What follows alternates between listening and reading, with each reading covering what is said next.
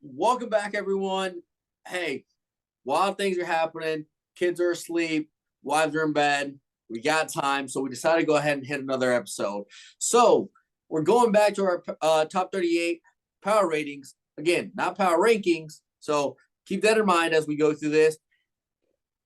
Straight off the bat, we got a big team. We got number 24 Auburn.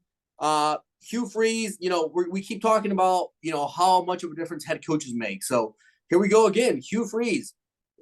He's recruiting high. He's doing well at Auburn. So what does that look like for them? Are they going to be competitive? Or is it going to be one of those where they just show up against Alabama once a year?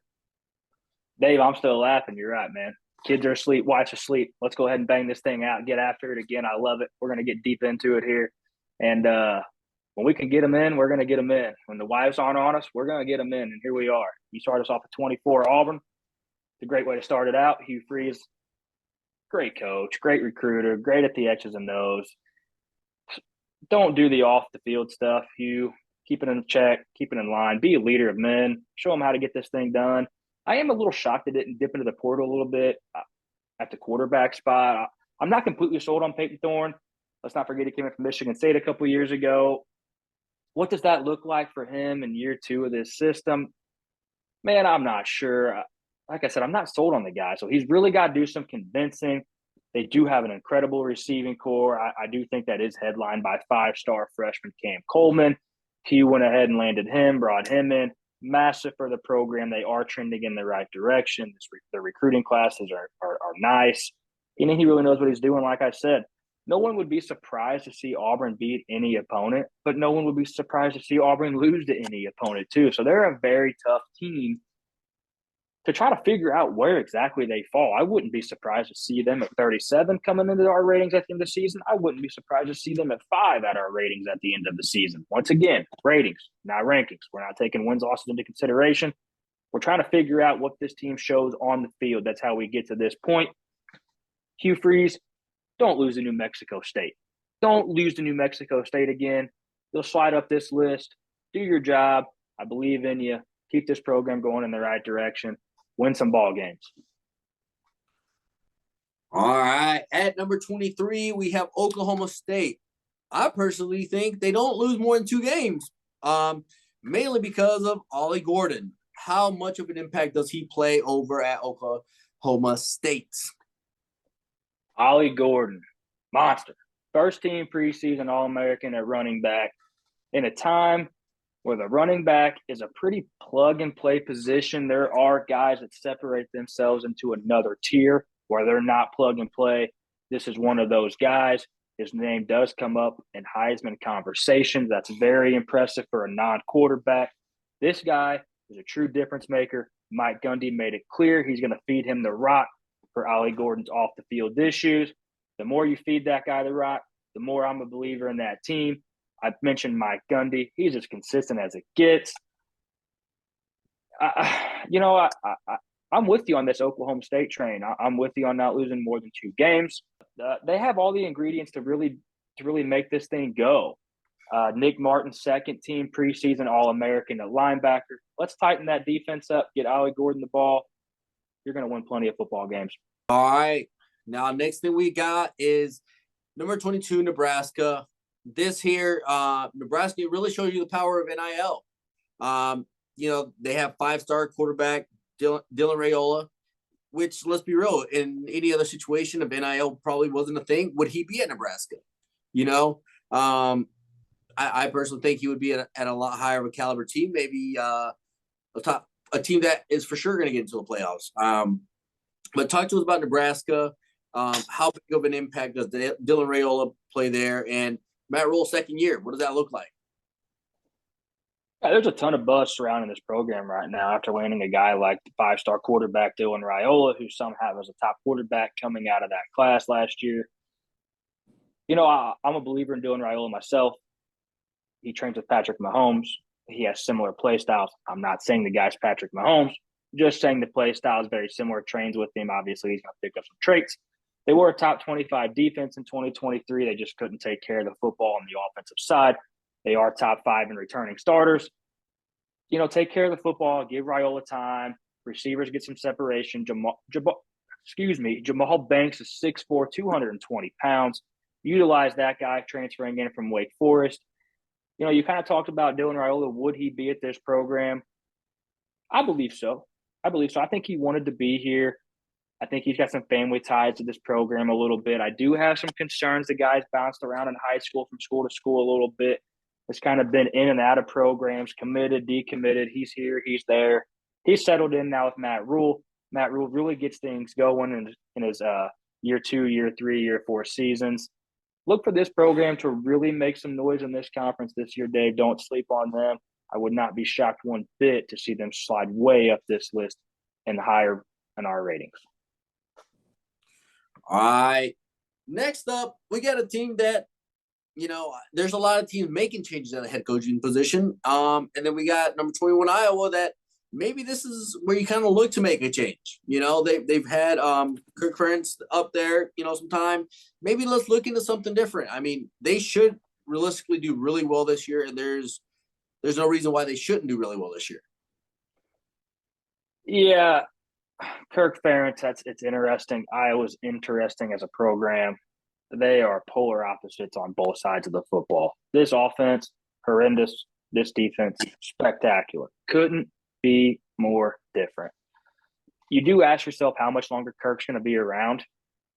It's tough to say because they find themselves winning football games, man. The fans can't stand this man, I feel like, half the time because they just can't score points. But I think he's going to be around. Like I said, they win games. He recruits at a pretty high level. That defense is stout every season. So clearly he's got something working. Find them a quarterback. I don't think it's Cade McNamara who's there this year. Still not sold on that guy. They talk about how they dropped the bag to bring him in at quarterback. Whatever. I don't think he does much for them. I do think they'll be a little bit better this year than last year. It's not hard to beat. Really not hard to beat less than 240 yards per game like they had last season. I mean, my goodness, that's horrendous. Try scoring 24 a game, may find yourself a little higher on this list. They do have second-team preseason All-American defensive back Sebastian Castro. No shock to see this defense be stout again. Just show me what you got on the offensive side for once. All right. At number 20, next we are going to have Kansas State. I mean, how many games do you estimate, Colin, that Kansas State loses this year? I'm having a hard time. There's a couple games that they probably should win. There's probably and there's a lot of those where they should win. Look at teams like Colorado, teams like Kansas. How well do you see Kansas State being this year? Yeah, Kansas State, I'm sold. I'll be honest, I'm sold. Will Howard transfers out to Ohio State from the quarterback position. I'm not too sure they tried that hard to keep Will Howard. They do have 5-star blue chip prospect Avery Johnson sitting there ready to take this program over. And I think they were completely okay with doing that this season.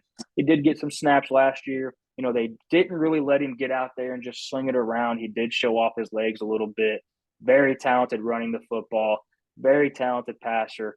Crisp throws, gets it across the middle, not afraid to sling it everywhere and make all the throws. And I do believe that he can. And I do think that this program will elevate to another level with him at that quarterback spot. They also have a guy in the name DJ Giddens at running back. They got wide receiver Dante Cephas to transfer in from Kent State. I do feel really good about this team. They do have some firepower. If Avery Johnson can get this thing going right away, this team will be a powerhouse in that Big 12 conference. They are returning a lot of help on that defense. They were a top 27 team defense last year. Look for them to be there in the end for this conference in the Big 12. All right. Next thing we have is number 19, Florida, an SEC team. But, in the recent years, a kind of a team that always seemed to be towards the bottom half of those SEC teams. So what puts them at number 19, Colin?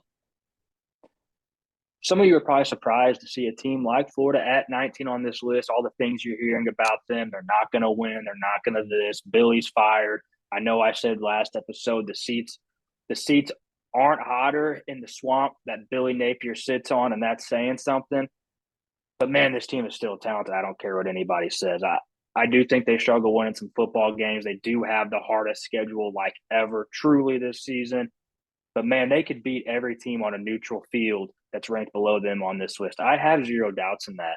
I also think they have no problem stepping up and biting some of the teams that are above them on this list. I just kind of have to see it. I think this team needs to go out and fight for Billy Napier. I think they can maybe use the Billy Napier getting fired for some momentum, light a fire under their ass, play hard. They got second team preseason All-American punter Jeremy Crawshaw. Some of you may laugh at the punter position, but having a good punter is key, man. You flip that field, you play some defense, you can really get the ball back in favor of your position and go score some points. Huge for them. Make that guy work. Actually, take that back. Don't make that guy work. Just go score points. Who am I kidding?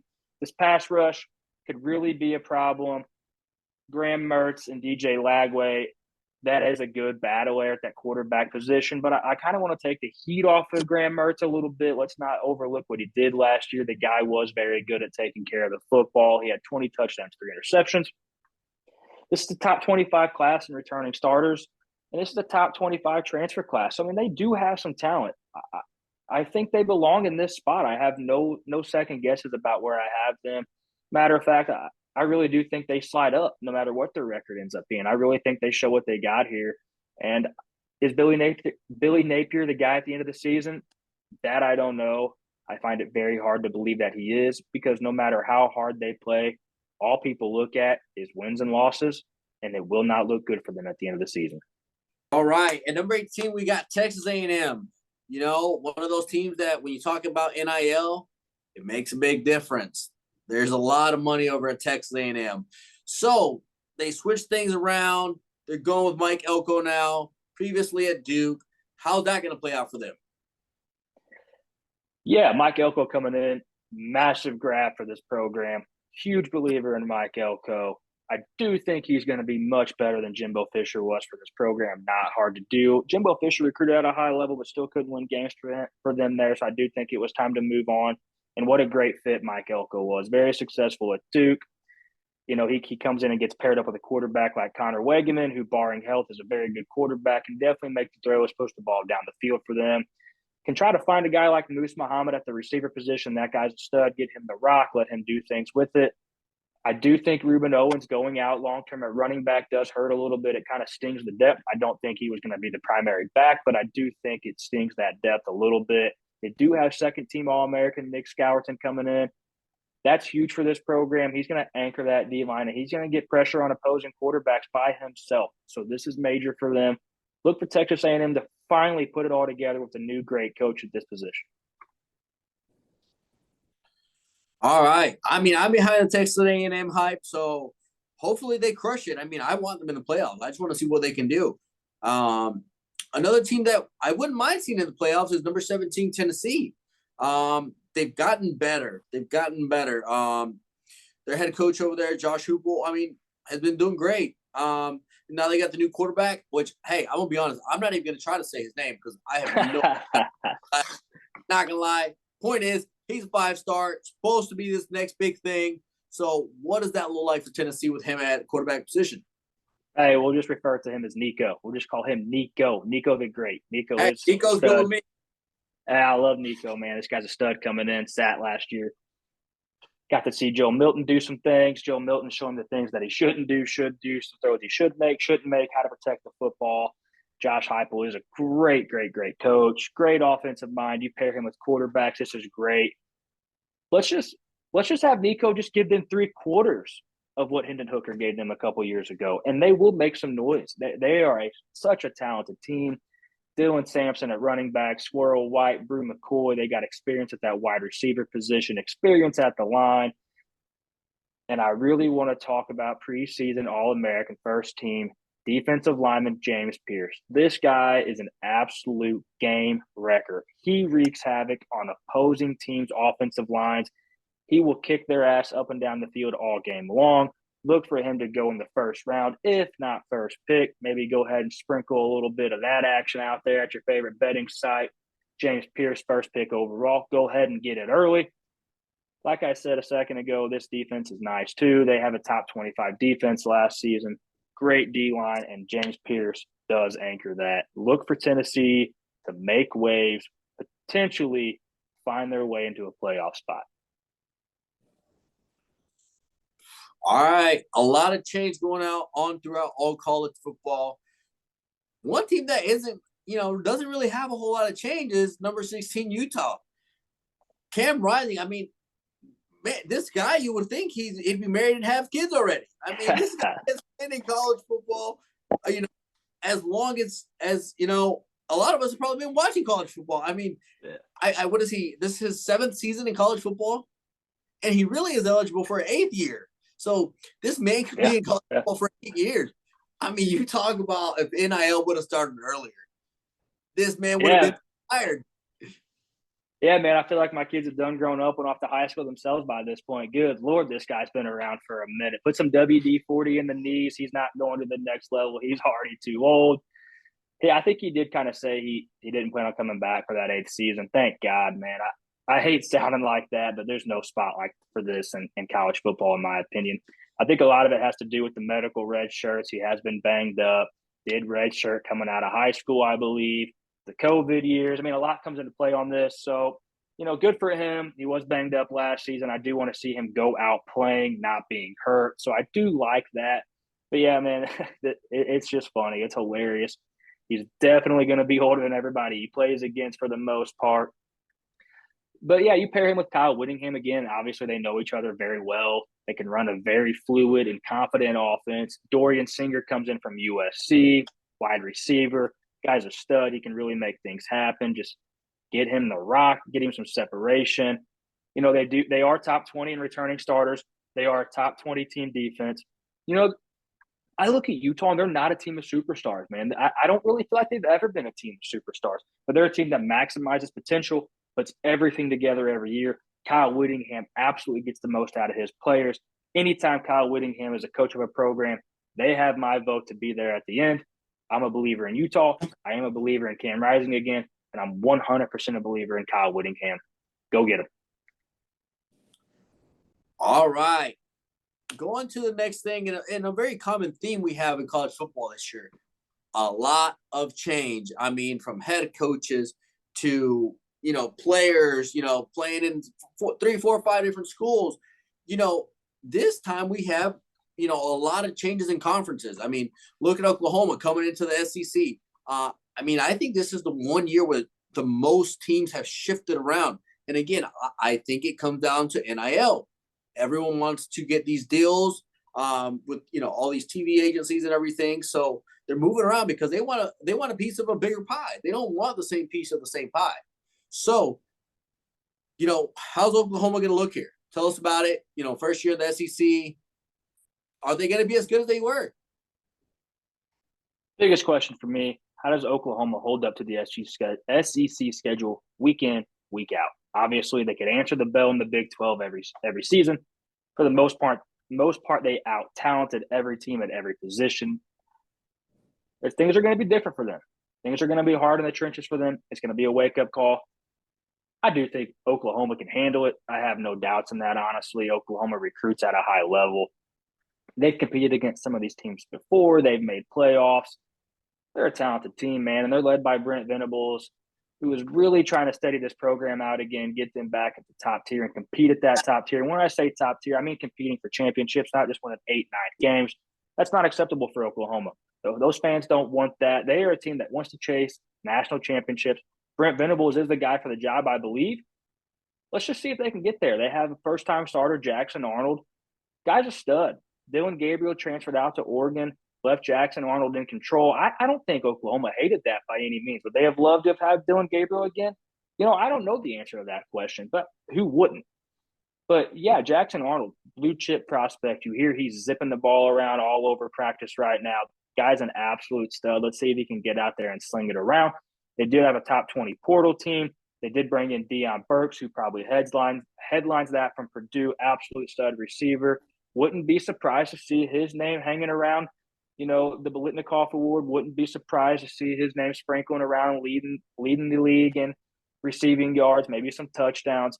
Really, this team could go any direction, and I think a lot of that hinges on Jackson Arnold. I think this defense will be stout. I do think they can potentially get some pass rush going. They do have first-team preseason All-American linebacker Danny Stutzman. Guy is an absolute unit. Look out. He will fill the holes. Here they come. What they become, that I have no idea, but it wouldn't surprise me to see them at the top. All right. Now, this one I'm a little bit questionable about. We have number 14 LSU. They lose a lot at quarterback. I mean, I think a lot of their offense is gone. So I think at 14, I think it's a little overrated, but tell me why we decided on LSU at number 14. Dave, what's crazy about you saying that is I feel the same way. And a lot of these things you read out there, they have LSU in the playoffs. They have LSU in the top 10, rankings. I don't know. I'm not sold either, but I'm sold enough, right? I mean, I have him at 14. I think Garrett Nussmeier is a problem. I think he's a very good quarterback. Sat behind Daniels last year, watched him win a Heisman. They did lose first-round quarterback, Jaden Daniels. They did lose first-round receiver in Malik Neighbors. They did lose another receiver in Brian Thomas. So you're right. They lost a lot. But LSU, what they do is they pony up. They get right back on it, and they get after it again. And I think Brian Kelly is a great coach.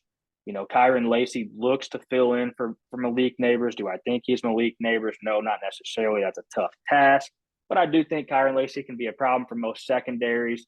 This O-line should be a pretty steady, stable. They're led by first-team preseason All-American offensive lineman Will Campbell, second-team preseason All-American Emory Jones. Give Nussmeier time to work, and I do think great things happen for that offense. They will score points. I'm really anxious to see how this defense looks. They are anchored by first-team preseason All-American linebacker Harold Perkins. They bring in defensive coordinator Blake Baker from Missouri. He was a sought-after defensive coordinator, did some pretty good things over at Missouri. Where this team goes, I could see them going either way on this list, Dave. I really can. I guess I really want to lean the direction of being better rated at the end of this season on our list. But it just wouldn't shock me to see this defense stumble again. I don't feel like they did enough work to it. The coach doesn't play. So can Blake Baker coach them up? All right. Our last one for the night is we got number 13, Mizzou. I'm excited for Mizzou. Some of you guys might know this, but I just recently moved back from North Carolina, back to Missouri, back to the St. Louis area. So, it's going to be hard not to become a Mizzou fan. Shoot, me and Colin are planning on heading up there for the Oklahoma game. So exciting stuff there. Hey, maybe we can do an episode while we're up there. That'd be sweet. Mizzou has a lot coming back. So Mizzou has Brady Cook, local St. Louis guy, played pretty darn good. Then we also have Luther Burden. He's just a monster.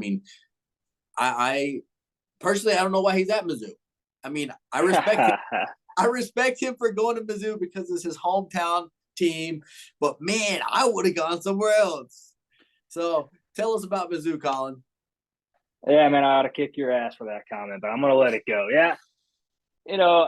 Obviously, you see the flag behind me. Huge Mizzou guy, full of upsets year after year for us. But let's talk about what they did last year a little bit, why we have them at this 13th spot. I am pretty confident this isn't a homer pick here. I feel like I was very reasonable with where I put them, so save the comments on the homer here. Drink did shock everyone last year getting this team to 10 wins. I didn't see it. You didn't see it. I had thoughts in my head. I thought they were crazy for extending this man. Prove me wrong, Drink. You did it. I love you for it. We're happy to be here. They are trending in the right direction in every category: recruiting, NIL money, portal work, facility upgrades. They have pushed the chips all in with this head coach, Elijah Drinkwitz. Let's see what he can do here. Can he build off that 10-win season? They did lose a ton on that defense, including the defensive coordinator, Blake Baker, we just talked about. But they did bring in Corey Batoon from South Alabama, had some stout defenses over there. I think he's a smart guy, can really get the most out of his safeties too. I'm excited to see what he brings to this team. They had a top 15 portal class as well, led by first-team preseason All-American wide receiver Luther Burden coming into this season. He was a monster from Missouri last year. Brady Cook loved finding him down the field. You pair him with a guy like Theo Weiss, Mookie Cooper, Marquise Johnson, Brett Norfleet. What an offense. What an absolute offense. Very excited to see what they can do on that side of the ball. I guess really where it lies for me is, what does this defense do? What does Corey Batoon get this defense to do? And can they win the football games they're supposed to win? And can they go in there to a team like Alabama and knock them off their socks? That I don't know. I'm not going to go that far. I don't really think that happens. But, man, look for Mizzou to be in the conversations of this playoff. I don't necessarily think it's a lock, but I think they can find their way into that conversation for sure. All right. Well, again, Mizzou was our last team we talk about for this episode. This is episode 2 of a 3-part series. So be on the lookout for the top 12. I mean, those are going to be the cream of the crop, best of the best. So there should be some exciting stuff about these teams. But we appreciate you guys all sticking around for an episode number 2. Hopefully make it to 3, and we keep on going from there. Next, I'm going to just knock it over to Colin, have him, kind of talk a little bit about how this has been going for us, and we'll go from there. Man, I'm so anxious to see how many people we have pissed off at you and I, Dave, for these ratings. This is awesome. This is the best part about it. I can't wait to see some conversation. Can't wait to see some of you guys want to take me out back and kick my ass, because that's how passionate football fans are. I love this. This is why we do it. I'm having a blast, man. I just told myself I want to come do this. I want to have fun. I want to provide good, reliable content that these people can use. I want to appeal to the casual fan who doesn't watch a ton, who can look at us real quick, have some of the stuff that we say makes sense. We're still working on getting better. We're still working on better production, better quality. That all comes in due time. But, we appreciate you all for being here. If you're still here at this point, we really do love you. Hope we get to catapult this thing in the right direction. And we cannot wait for football season to begin. Got tons of great content coming for you guys. So be on the lookout. Appreciate y'all. Peace.